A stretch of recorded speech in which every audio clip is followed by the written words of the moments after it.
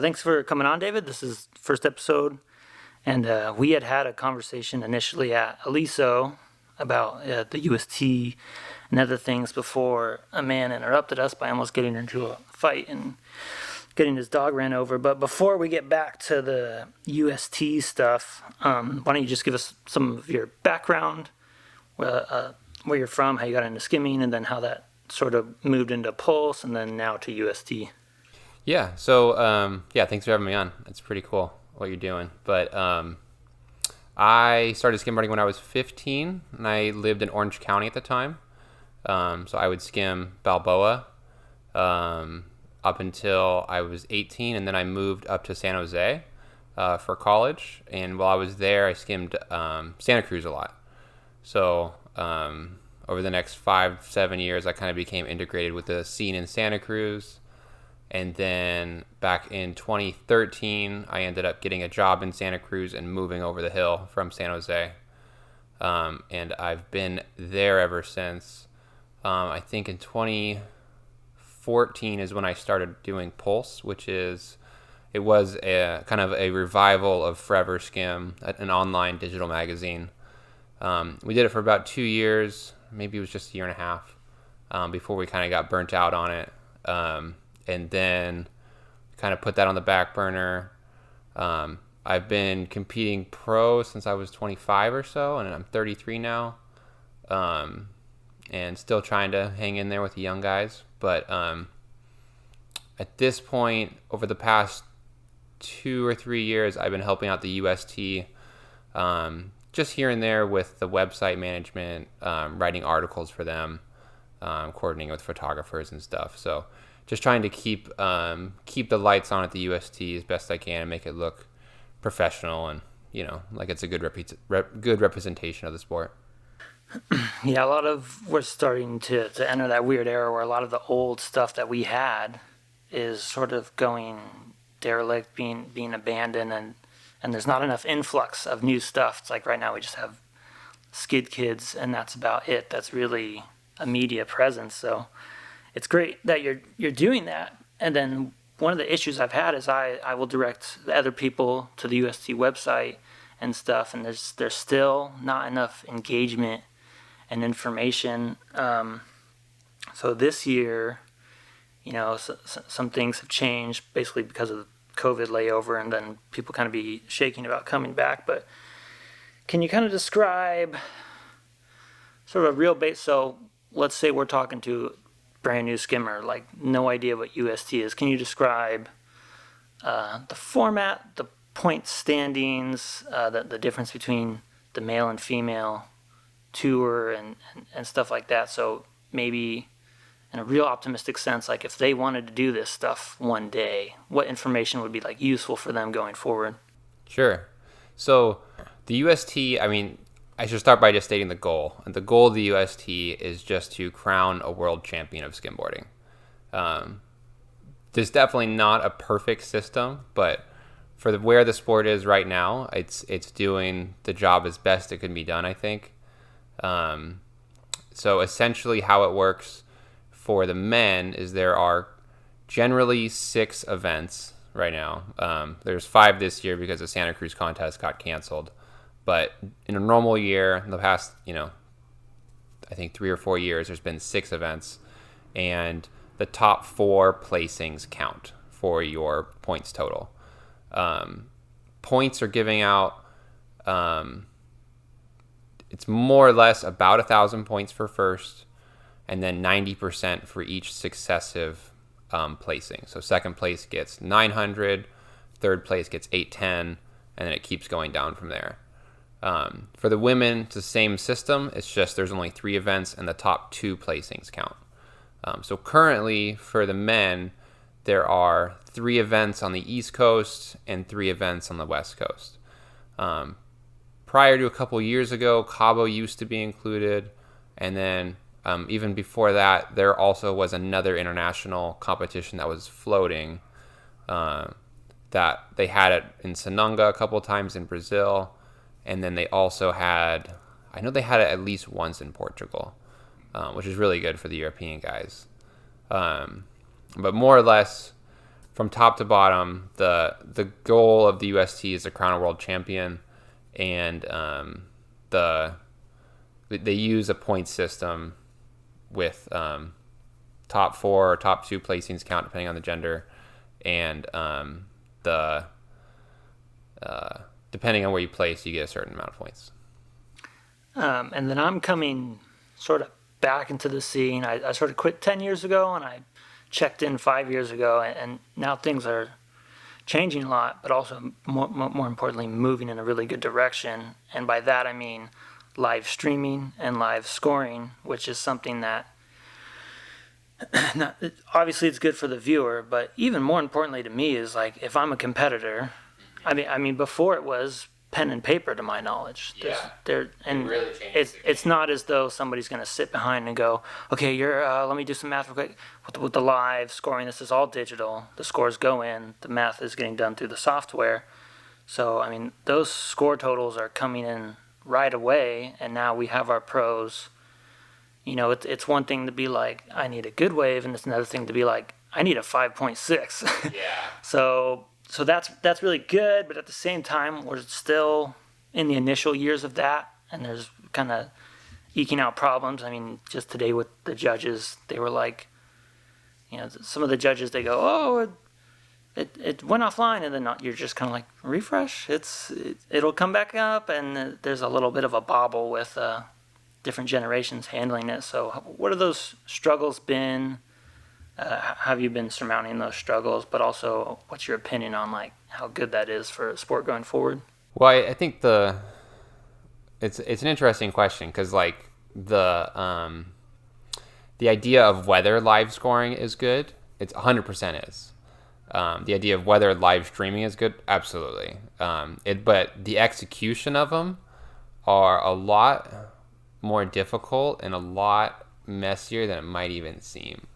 The live scoring in particular, and I should preface this by saying that like the scoring system that we have, I think it gets it right, 95+% of the time, but the mechanism of like live heats as it exists now, which is the system that we're using, it really is built for surfing, and it's built for using a tablet or a phone. And with skimboarding, so many waves happen that it's really hard to keep up as a judge. I mean, and this isn't really a UST thing. This is more of just somebody who's been judging. I mean, the UST really exists just to sanction events and award the point totals at the end of the event. So they don't really dictate whether you need to have live scoring or whether you need to have live streaming. But most of the contests nowadays are moving toward live scoring, and as a competitor, it's super valuable. Like, I mean, I knew today, I had people on the beach telling me, oh, like, you're in first, like, you're doing good, you don't have to worry too much. And knowing that and being able to relax and just wait for a really good wave instead of trying to struggle, it really changes the dynamic for the better. But I know from the judge's perspective, it's definitely a lot messier, or it's a lot harder to get the scores in time. And really be confident that you're scoring things correctly. So it is absolutely a challenge. Yes, scoring is.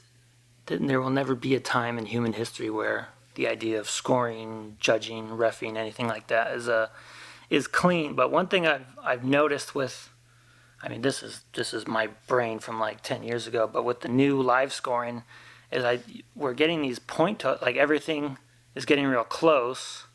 And, if a heat's close, then objectively it's fine, it's close. And sometimes you'll see a heat where it's like, it didn't seem close. And then you look at the score totals, and it's like, 14, 13.5. And you're like, well, those guys were skimming vastly differently, but it seemed like it was close. I think there's sort of I forget how the scoring you kind of explained to me. It has an average, and everything starts to compress and get real close. And I'm wondering if you're okay with that, or if you've ever thought there needs to be a way to tell the judges, like, push those numbers so that we're not compressed, so that we're really dictating, big wrap to barrel is not a 5.5, ideally, that we're be pushing 6.5, 7.5. And if you do a trick and your feet sort of come off at the end, just because they came off at the end doesn't mean you get no punishment, like, stick it and get the big reward, or lose a point or two from sticking off. So is there any element of the objective points per wave that you would maybe change in our current system? Yeah, I mean, absolutely. And I think essentially what you're referencing is that the way that a lot of scoring comes out, to me, it seems like a lot of judges are afraid to give anything less than a 3 and are afraid to give anything much more than a 6. And I think you have to judge pros as pros, and you have to know that, hey, if they just do a mediocre turn on a mediocre wave, it doesn't necessarily deserve anything much more than a 2.5 or something like that. And I think a lot of times judges come in with the experience of judging AMs, and when you're looking at pros, you're trying to differentiate between good and great, and you really need to say, what I would normally judge as a 4, I'm going to put that down at 2.5, and what I would normally judge, or if I see something really good, I need to be comfortable going up into that 8-9 range. And you always want to, like, as a judge, there's this perspective that you always want to leave some room at the top, because you never know what else somebody's going to do. But if you have enough experience and and you look at the conditions and you say in your head, like, what's the best thing somebody can do in these conditions? And like, that's going to be my 10. And I'm just going to scale everything down from there. And so when I tell my judges at the Santa Cruz contest, like, anybody that's judging for the first time, it doesn't matter if you're judging AM or pro. Obviously, we don't have people that judge pro for the first time. But when I tell my first time judges, just imagine what this division is going to do in these conditions. The best thing somebody's going to do, think that's a 10, and scale everything down from there. And I think if you look at it that way, and if you have judges that aren't afraid to give 8s or 9s, and you have judges that don't mind, giving out 2s and 3s for, really mediocre stuff, then I think you're able to differentiate and tell the nuances that are really hard if all the judges are given, 5.1s and 5.9s, Yeah. There were a couple scoring, like, controversies. Nothing really came up to where you turn around and there's a bunch of people grumbling. There was one at the very end, but the conditions were so bad, it just kind of made it hard to really, obviously the rider's going to feel a certain way if they didn't come out of that heat. One of the things that I am glad that we didn't see today, but it would have been interesting to see in order to talk about, is priority. And there was like a sadistic part of me that was like, I hope there's a priority issue so we can directly attack that. But there wasn't, and one of the reasons was Frankie with the live scoring.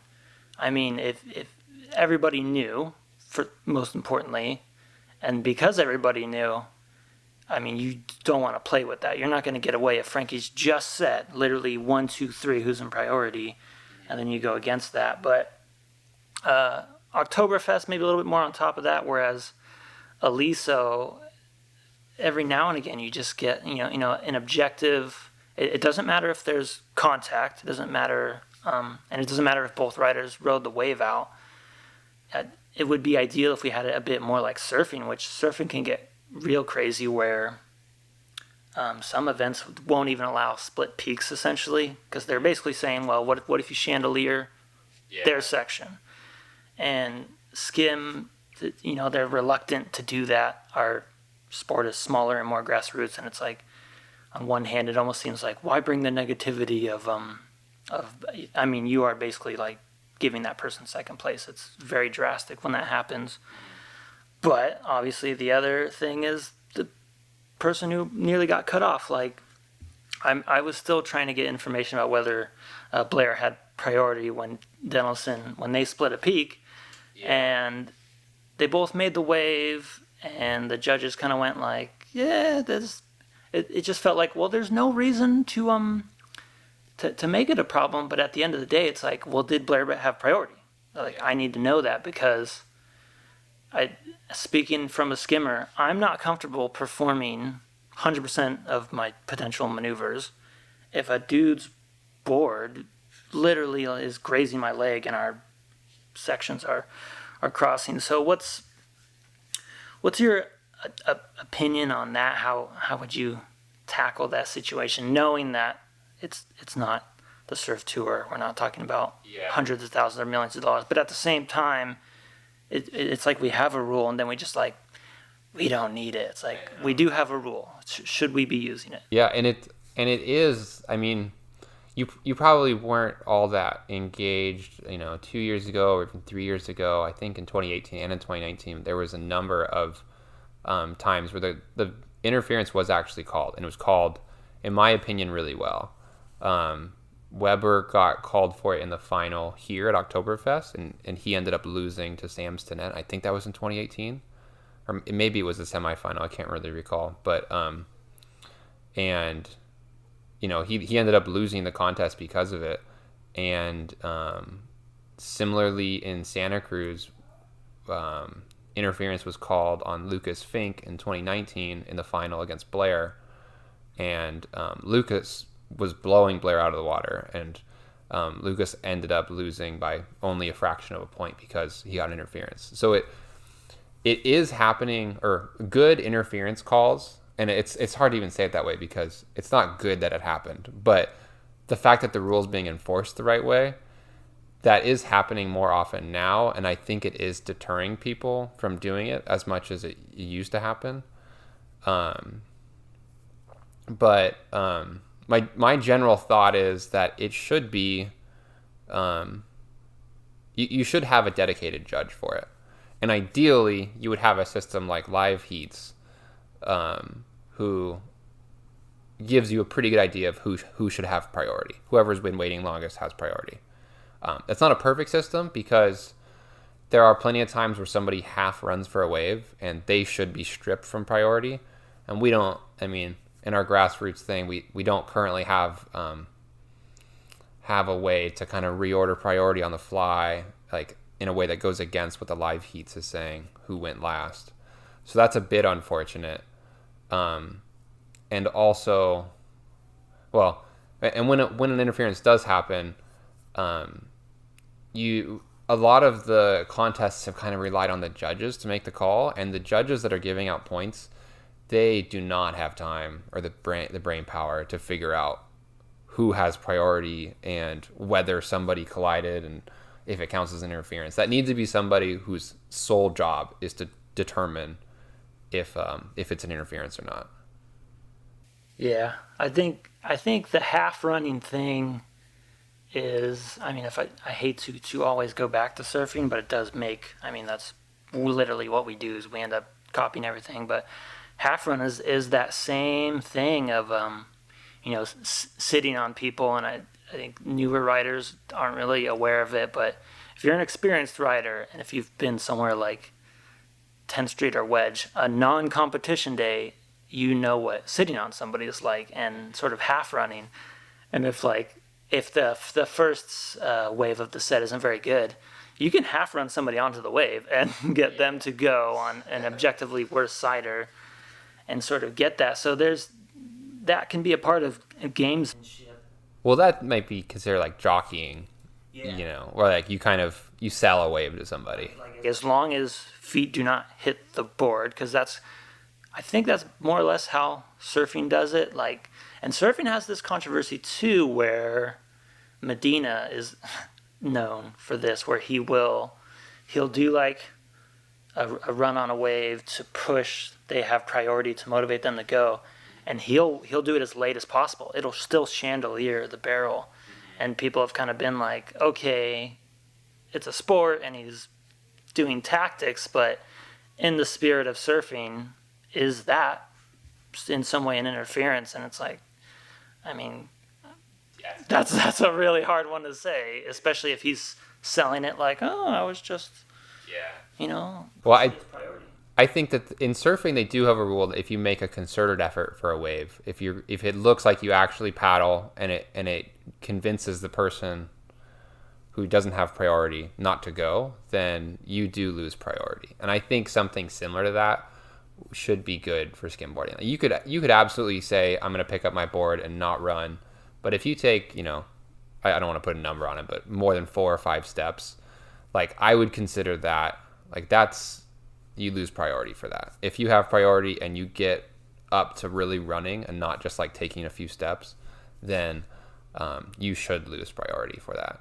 And yeah, but that's an ideal world. And to do that, you would need to have somebody whose sole job it is, and you'd also need to have a mechanism to show the riders who has priority after the fact. And surfing has that, but we just don't have that yet. So let's talk about, I wanted to talk more generally about UST. And if you want to, because I'm kind of, like I said, coming back from 10 years, and I'm just getting things wrong and not understanding. And it's funny to me because something I followed really well back then. And there's always little things that are changing, and then also you can elaborate on things maybe that you would want to change, because that's something that I've done multiple times in the past, and you really get a sort of a lukewarm reaction, especially if, say, you're in a much better position, whereas I would make all kinds of complaints, like I think left-right rule is pointless towards the progression of the sport, and everybody's like, well, you can't say that, because what it's doing is it's opening up the cycle of who gets to go where, and there's different ways to think about things. But to sort of talk about, let's start with maybe good things. What's good in the UST right now that maybe is a recent change that you want to promote, want new people to know, and then we'll move into more things that we collectively would want to change. Yeah, well, I mean, I think that the best thing about the UST is that it's been consistent.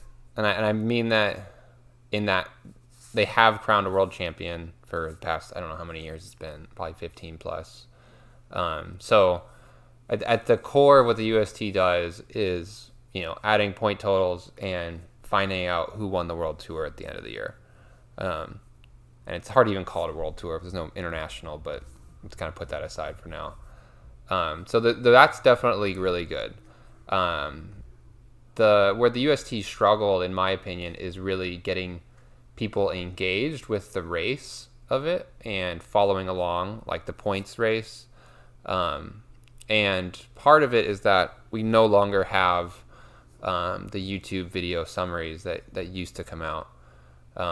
And the reason for that is that essentially, if you look at the videos from 2010, 2011, you look at how many views they got, like they used to get hundreds of thousands of views on YouTube. And YouTube has largely changed. And I want to say a lot of what you've alluded to in terms of like where we struggle now is that the media landscape for the internet and how skimboarders follow skimboarding now, it's changed drastically. Like there's no central magazine, which is really a bummer. But there's no Skim Online anymore. There's no Skim Online message boards. Everybody has focused on building their own personal, following. And as they should be, if you only have a few years to really grow your following in the sport, like you absolutely should focus on yourself and try to make yourself successful.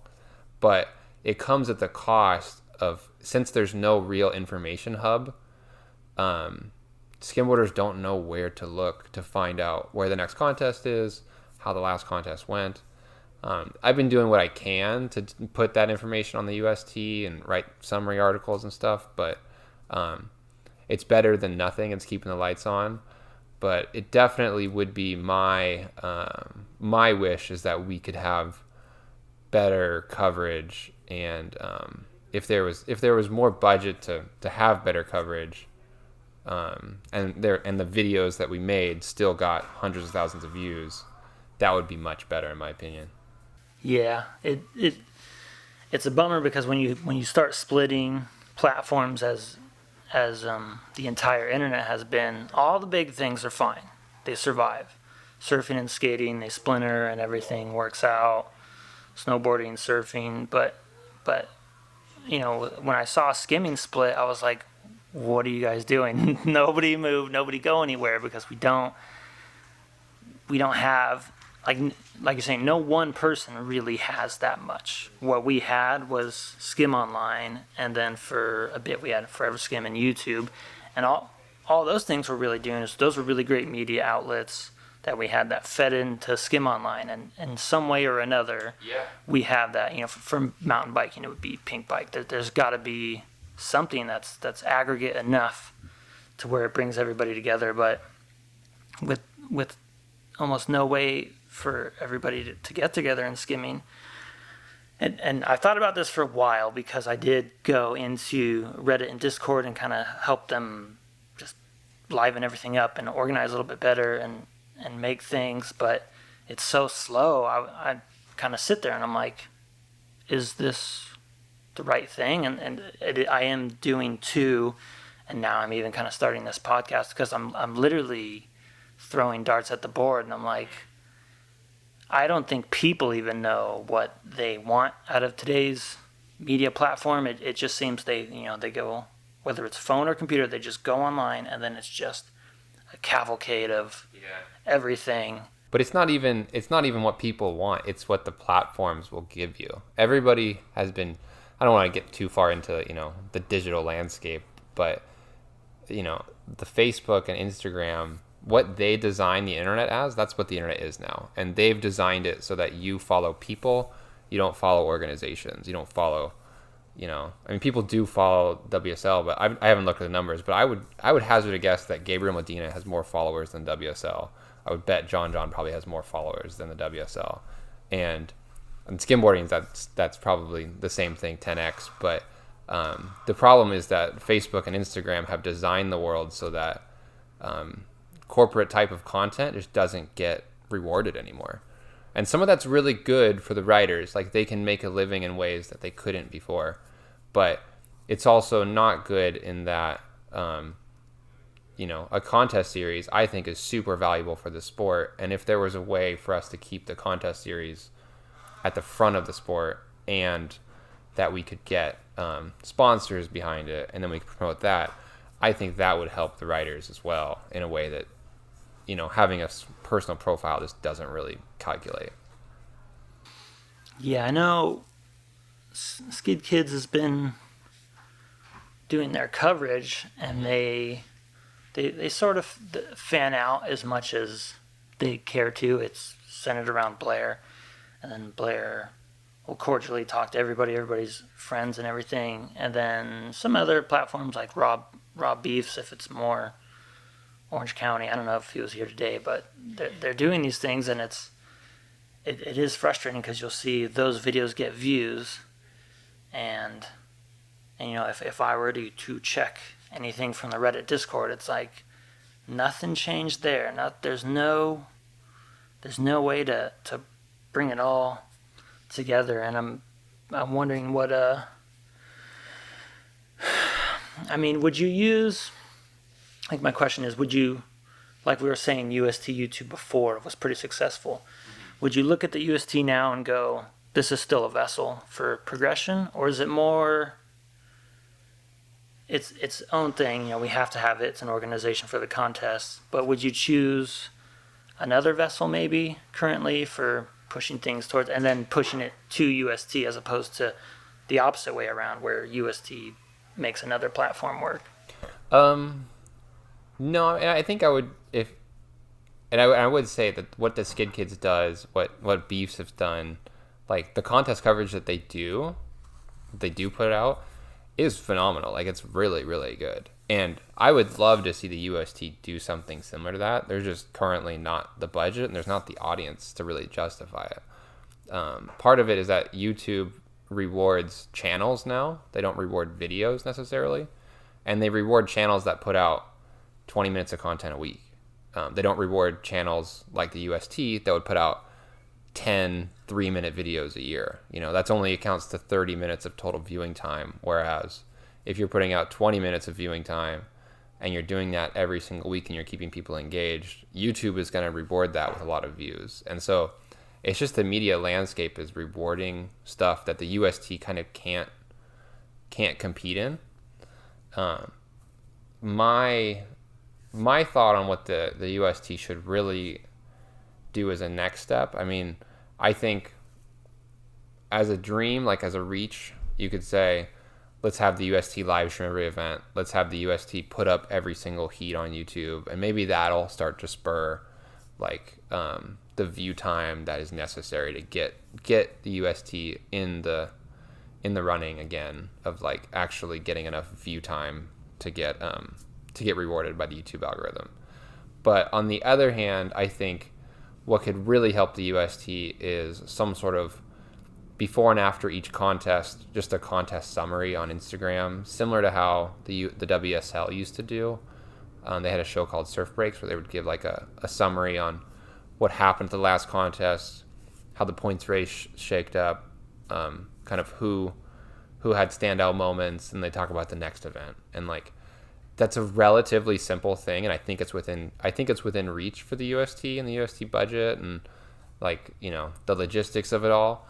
But it does just take a couple really solid, reliable people, and I think being consistent with what you can do is almost more important than trying something crazy and then having it fade away. Yeah, that's a good point, and it's actually a really good plan, because YouTube has finally gotten into the live thing, and it seems like they've ironed it out to where, you know, when they first started live streaming, it's sort of like it's newer, it's not working well, and everybody hates it because they've already used Twitch or something that works better. So YouTube's finally ironed that out and actually getting content creators to come in, so where that would be useful. And I think this one went to Facebook, and our sports are kids' sports, and I just can't stress enough, they are not on Facebook. Yeah. I cannot stress enough, and how much they are on YouTube is terrifying. You know, the kids are just glued consuming YouTube. But if we are to go that route, that would be the route to do it, and then sort of, obviously, like you're saying, live, and then you need some kind of content, consistent content, because when I had sort of come back to skimboarding and I saw Johnny Weber made his edit with Skylar Wilson, and I was like, this is just the best skim video that's maybe ever been released. Yeah. And it only, maybe that was like 2018 or 2019, and it only recently reached 10K views, and I was like, okay, so something changed. Yeah. And yeah, my initial reaction was like, skimboarding's dead. Like I knew it was kind of struggling because all action sports are struggling in the age of video games, but it does seem now that it's just because Skylar's I don't know, she's not a content creator. There's a difference between filmer, editor, and content. Yeah, and there's a reason why every popular YouTube channel you know of probably includes 5 to 10 minutes of somebody talking at the camera. And it's because that's engaging, and YouTube knows when people are watching, and it knows when people are not watching. And for whatever reason, every content creator has learned, even if I make this great, beautiful edit, I need to talk at the camera for 5 minutes in the beginning, and I need to talk at the camera for 5 minutes at the end to get my view time up. And YouTube's going to reward that. And if you just put a raw, beautifully edited, you know, skimboarding with music video, it's just not going to get rewarded by how the landscape works nowadays. And it's kind of unfortunate, because those are the things that made me fall in love. But at the same time, like what Skid Kids does, it gives a sneak peek into who Blair is in a way that you didn't really get with the media that we used to consume when we were younger. Yeah, so it's yin and yang. Seems to be the more engaging content these days. It is funny, but it is nice, because back in our day, a video would be a cycle of like, you could tell they may have been filming for a whole season or maybe a whole year, and they do all their A clips, and they just show you getting all the good stuff, and it's like, that's awesome, that gets you stoked to skim, but it almost doesn't make you understand the community, because it's very much from the world of skating and surfing, where, you know, dudes could objectively be rock stars, but skimming is very weird, where you go to a contest and you're just can watch with Blair if you want. If you're a kid and you want to come to a contest and watch with Blair, he's not going to be in a VIP area, or he's not going to reject you and be like, I need to focus on my super important contest. It's very different, and it's a good part of our sport that they're showing. But for me, it'll always be so frustrating to see a video like Weber's go by the wayside, and all the talking vlogging go up. And I'm still, as a firm boomer, I'm unsure of how that stuff feeds back into the sport. But Blair definitely broke that barrier to where he is essentially modern 10th Street Bros, if you want to make that connection, make that stretch, because the board he has selling the way it does, and it just blew my mind, because the idea of a pro model back in the day was kind of weird. It was like, it's different art. If you want to, you could buy it. It's not important. But this board has shown a new thing, and it's like, I don't know if it came out just before or during Skid Kids, but it's like that channel, that YouTube channel, sold that skimboard. Nobody needed the fishtail or artwork necessarily. The channel did it, and then it had the other effect. Once enough people have it, then it does get to the point where, I need that tail. Yeah, it's funny. And like the thing is that while this is I don't know if you want to call it a problem. It's just the way that the world is now.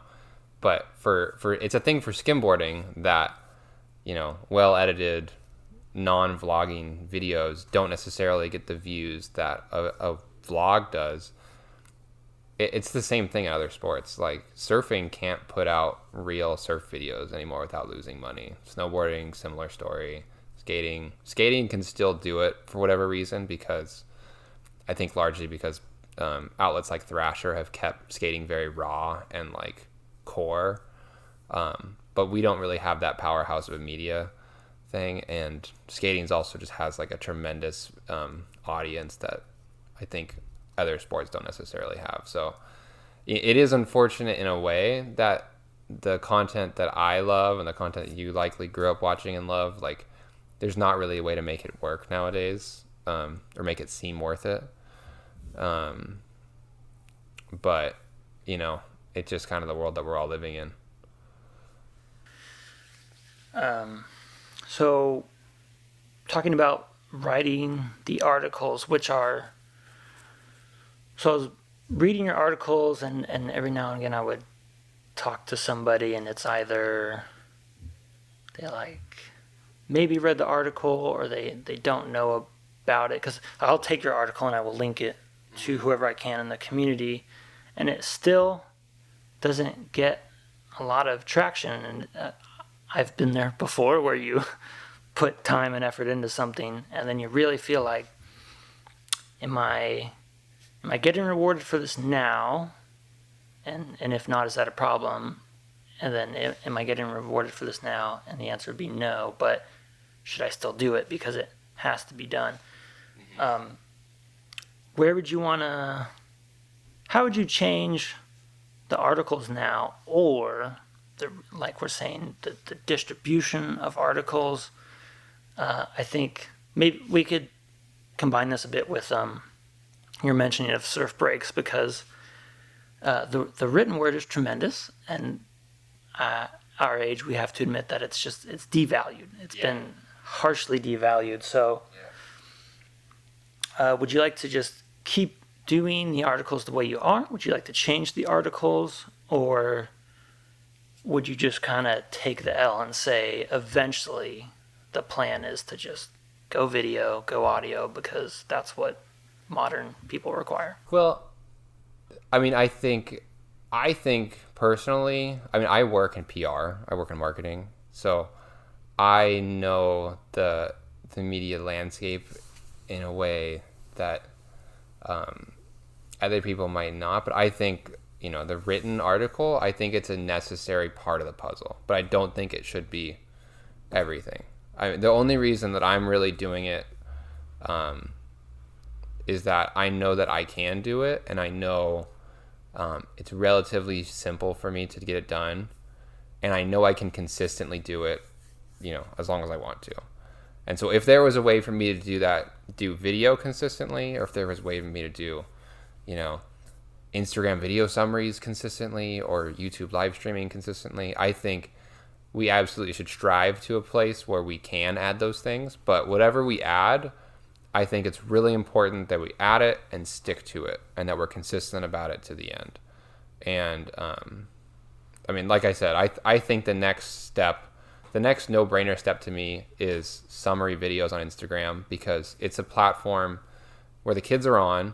It's a platform where you can make an engaging talking head video and splice in video clips from the contest, and you can give a good summary and talk about how the race is going on, and you can make it exciting.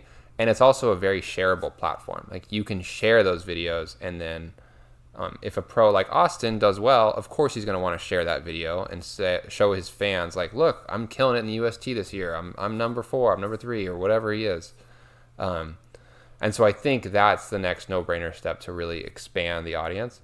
But as far as like the articles, I think that the way we're writing them is pretty good.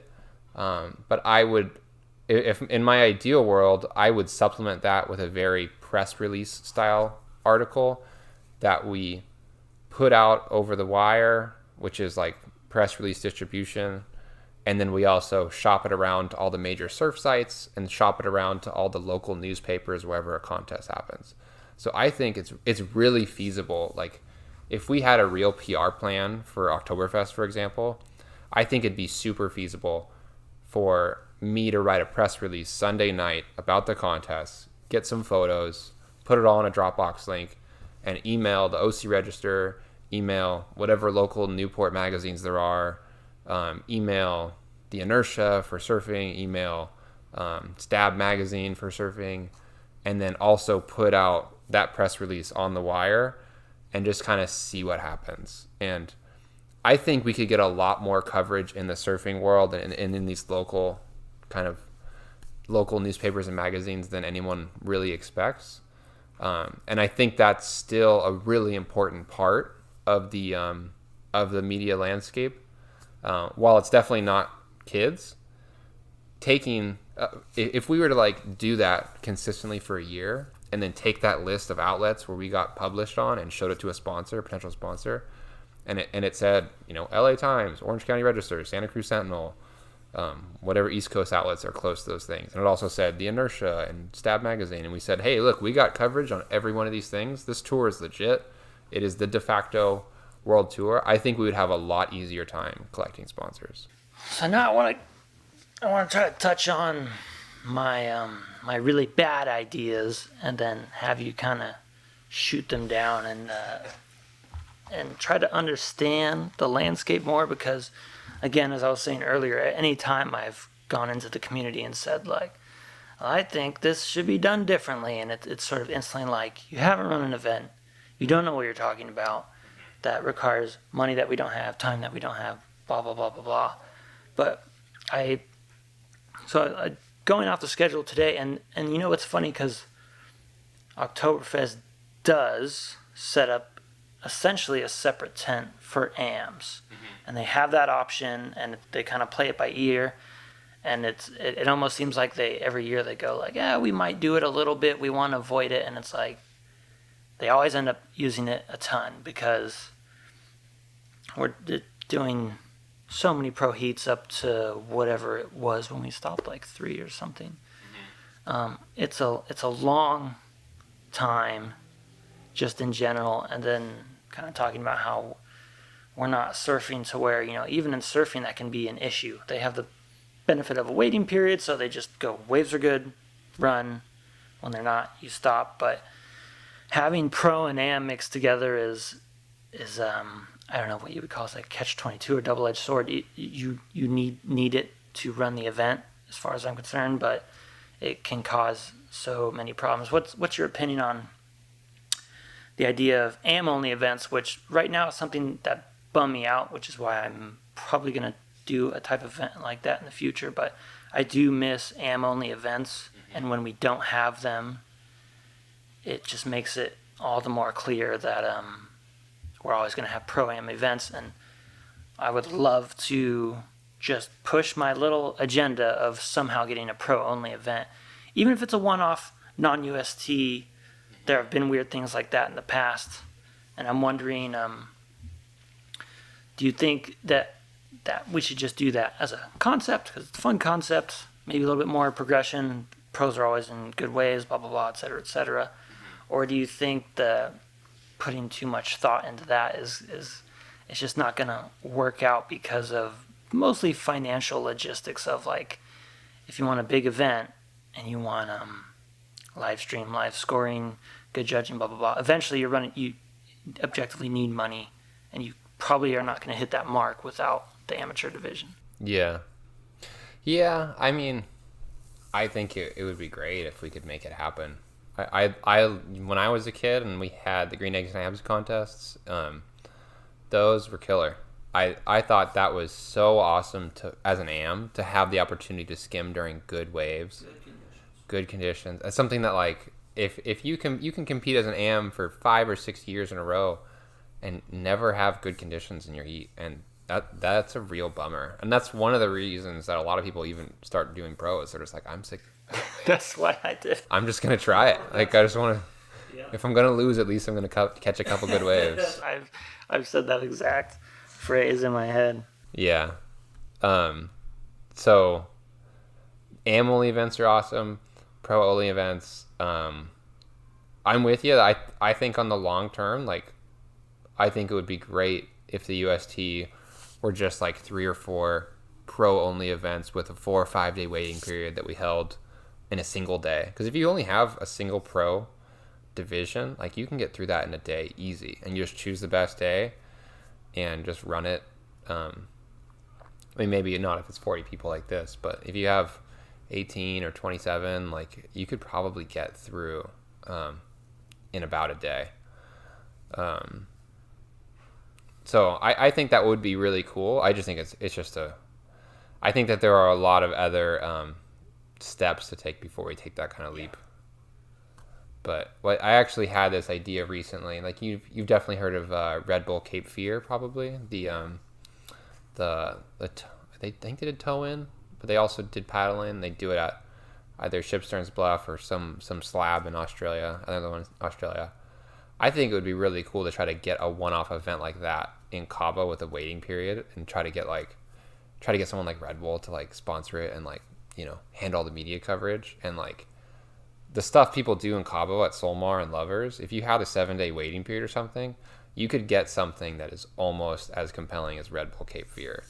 And it could be one of the biggest things that ever happened to the sport. I mean, that's a long shot, but that kind of event, I think, would be super cool for skimboarding. Well, that's Cape Fear is a great example, because I'll bring it to something that's a bit easier for a general population to follow, which is the mountain biking World Cups that go mostly around Europe. They run juniors and elite, and it's a pretty long day, and there's you almost lose some intensity with just a long day with a bunch of people going with huge riders lists. I mean, to do, like, time trials and then qualifying, and then you have something like Red Bull Hardline, if you've heard of that, which is in, like, Wales or whatever, and it's literally some element of invite only, because you know exactly who's going to be able to ride that and who's not even going to be able to get over, like, the first jump.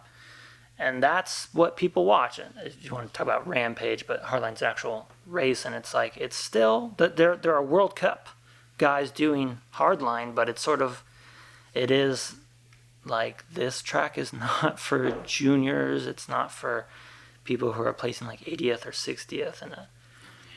So that element would be nice. Another issue I have, and it's funny because it happened today, and I was like, that just warms my heart to hear that the left-right rule got put in the sand for a bit and told to get out of here. Do you know why? Did you talk to anybody about why they got rid of that rule for this event? And then maybe could you talk about why that it usually exists at events like Aliso? Yeah, well, I think it's a rule that has run its course, in my personal opinion. I don't know too much about why it was implemented, but I'll tell you my opinion on it is that I think 10 years ago, 15 years ago, when people weren't that technical, I think it was probably important to keep the contest from becoming a left right or just becoming a wrap barrel contest, because I think it's super easy when you have decent waves for all the pros to get wrap barrels all day long, and to force the pros to do something a little bit different, I think adds a lot of variety, and it forces them to do something that they don't normally do. That makes it interesting for the viewer, and it makes it so we're not just rewarding the guys that just know how to do one trick. And I'm eating my own words here because I'm most guilty of being a wrap barrel hound, probably more than anybody else. But I think nowadays people are so good and they have such a strong technical prowess, that the forcing people to go frontside isn't really necessary, because guys are doing stuff that's so different.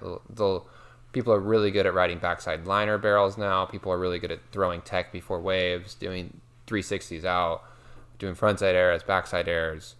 Like, it's so dynamic now during a heat that the whole being afraid of a contest turning into a left, right, or just a wrap barrel contest, I think that's kind of null and void now, just because the riders have progressed enough. I'm not really sure why Vic keeps it. I'm not really sure why, Oktoberfest doesn't have it anymore. But I'll tell you, I definitely prefer not having to do it. It's just another thing to think about. And yeah, that's kind of where I sit. Do you have anything specific that you, maybe knowing that you were going to do this, came into thinking about talking about? One thing I think, regarding like I know that you've thrown out a bunch of ideas even at me, or you've said stuff that like I may have refuted here or there. And I think the concept of like how hard it is to keep the skim contest scene going,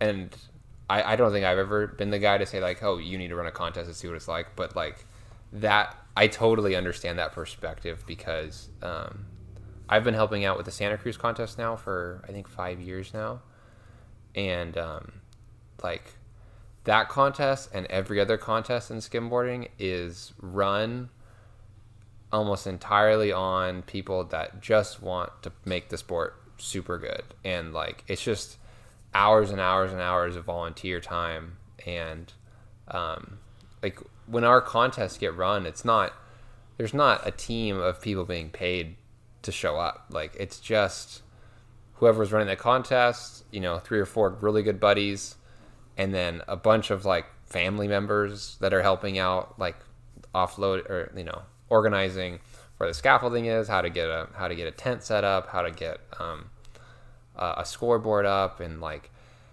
it's so much volunteer work that there's a lot of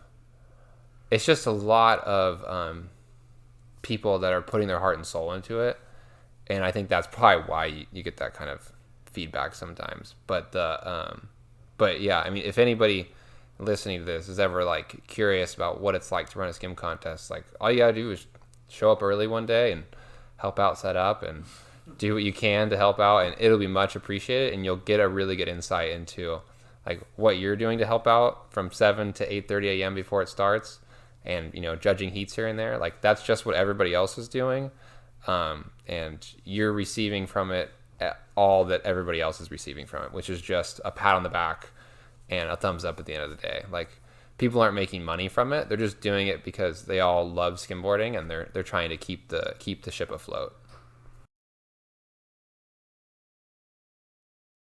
I do want to get back into running jams, just so I can I mean, it's not even remotely close, but doing jams just so I can get more involved in that scene and see what positive things I can add and change, and also get the AMs some experience to where it's a jam format, totally different. It's almost like there's no contest going at all, but there's a reward system, and you know that.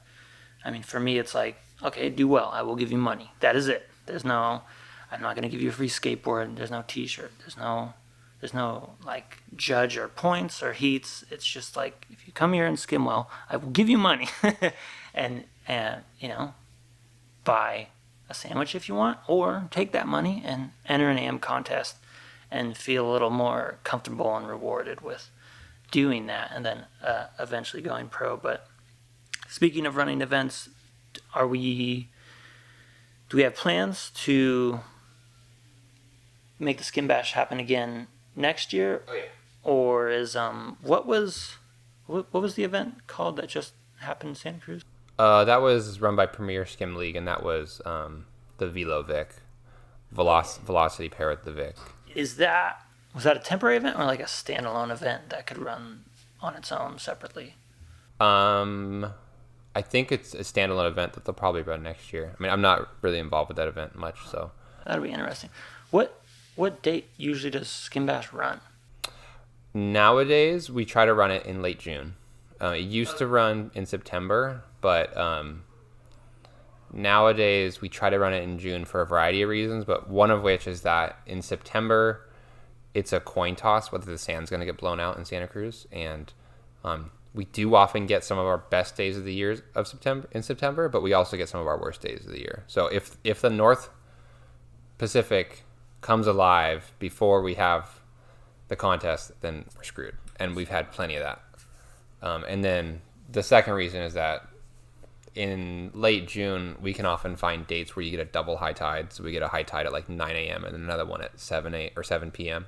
And so there's the potential for us to run pros all through the morning and then run pros into the nighttime, when like those in Santa Cruz, because we have such gnarly wind in the middle of the day, those are generally, I mean, it's like that almost everywhere, but our evening sessions are so much better than middle of the day that that's when we're trying to get a contest to really shine.